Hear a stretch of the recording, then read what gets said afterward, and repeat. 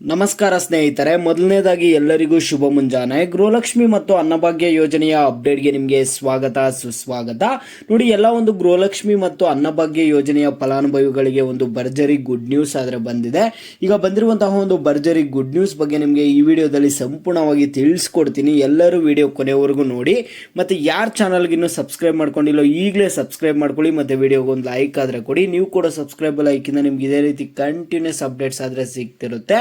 ಈಗಾಗಲೇ ಯಾರು subscribe like ಮಾಡಿ ವಿಡಿಯೋ ನೋಡ್ತಿದ್ದೀರೋ ಎಲ್ಲರಿಗೂ ನನ್ನ ಒಂದು ಹೃದಯಪೂರ್ವಕ ಧನ್ಯವಾದಗಳು. ನೋಡಿ, ಈಗ ನಾನು ಡೈರೆಕ್ಟಾಗಿ ಟಾಪಿಕ್ಗೆ ಬರ್ತೀನಿ. ಇಲ್ಲಿ ಗೃಹಲಕ್ಷ್ಮಿ ಯೋಜನೆಯ ಫಲಾನುಭವಿಗಳಿಗೆ ಮತ್ತು ಅನ್ನಭಾಗ್ಯ ಯೋಜನೆಯ ಫಲಾನುಭವಿಗಳಿಗೆ ಬಂದಿರುವಂತಹ ಒಂದು ಭರ್ಜರಿ ಗುಡ್ ನ್ಯೂಸ್ ಬಗ್ಗೆ ತಿಳಿಸ್ಕೊಡ್ತೀನಿ.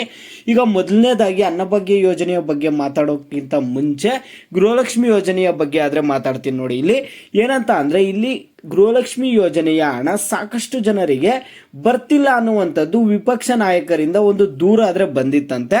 ಆ ಒಂದು ಕಾರಣದಿಂದ CM ಸಿದ್ದರಾಮಯ್ಯ ಅವರು ಈ ಒಂದು ಆದೇಶ ಆದರೆ ಹೊರಡಿಸಿದ್ದಾರೆ. ಏನಂತ ಅಂದರೆ, ಗೃಹಲಕ್ಷ್ಮಿ ಯೋಜನೆಯ ಹಣ ಎಲ್ಲರಿಗೂ ಬರುವಂತೆ ಮಾಡಬೇಕಂತ ಯಾವ ರೀತಿಯಾಗಿ ಒಂದು ಆದೇಶ ಕೊಟ್ಟಿದ್ದಾರೆ ಅಂದರೆ, ಯಾವ ಯಾವ ಜಿಲ್ಲೆಯಲ್ಲಿ ಯಾವ ಯಾವ ಮಹಿಳೆಯರಿಗೆ ಯಾವ ಕಂತಿನ ಹಣ ಬರ್ತಿಲ್ಲ ಅಂತ ಒಂದು ಪಟ್ಟಿ ಮಾಡೋಕ್ಕಾದ್ರೆ ಹೇಳಿದಾರಂತೆ.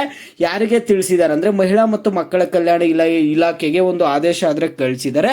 ಯಾರ್ಯಾರಿಗೆ ಹಣ ಬರ್ತಿದೆ, ಯಾರ್ಯಾರಿಗೆ ಹಣ ಬರ್ತಿಲ್ಲ ಒಂದು ಲೀಸ್ಟ್ ಅನ್ನ ಮಾಡಿಬಿಟ್ಟು ಅವ್ರದ್ದು ಏನು ಸಮಸ್ಯೆ ಆಗಿದೆ ಅದಕ್ಕೆ ಒಂದು ಪರಿಹಾರ ಕೊಟ್ಟು ಎಲ್ಲರಿಗೂ ಗೃಹಲಕ್ಷ್ಮಿ ಯೋಜನೆಯ ಹಣ ಬರೋ ರೀತಿ ಮಾಡಿ ಅಂತ ಹೇಳಿದಾರಂತೆ.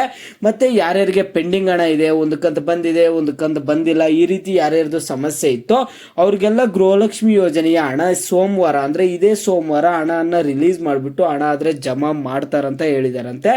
ಈಗ ನೀವು ಅನ್ನಭಾಗ್ಯ ಯೋಜನೆಯ ಬಗ್ಗೆ ಕೇಳೋದಾದ್ರೆ, ಇಲ್ಲಿ ಅನ್ನಭಾಗ್ಯ ಯೋಜನೆಯ ಹಣ ಬಂದ್ಬಿಟ್ಟು ಜನವರಿ ತಿಂಗಳಿನ ಹಣನೇ ಸಾಕಷ್ಟು ಜನ ಫಲಾನುಭವಿಗಳಿಗೆ ಹಣನೇ ಇದುವರೆಗೂ ಜಮಾ ಆಗಿಲ್ಲ. ಗೃಹಲಕ್ಷ್ಮಿ ಯೋಜನೆಯ ಹಣ ಏನೋ ಬಂತು, 6ನೇ ಕಂತು ಬಂತು. 6ನೇ ಕಂತು ಅಂದ್ರೆ ಜನವರಿ ತಿಂಗಳಿನ ಹಣ ಬಂದ್ಬಿಟ್ಟು ಫೆಬ್ರವರಿಯಲ್ಲಿ ಜಮಾ ಆಯಿತು. ಆದ್ರೆ ಅನ್ನಭಾಗ್ಯ ಯೋಜನೆಯ ಹಣ ಇದುವರೆಗೂ ಕೂಡ ಹಣ ಜಮಾ ಆಗಿಲ್ಲ.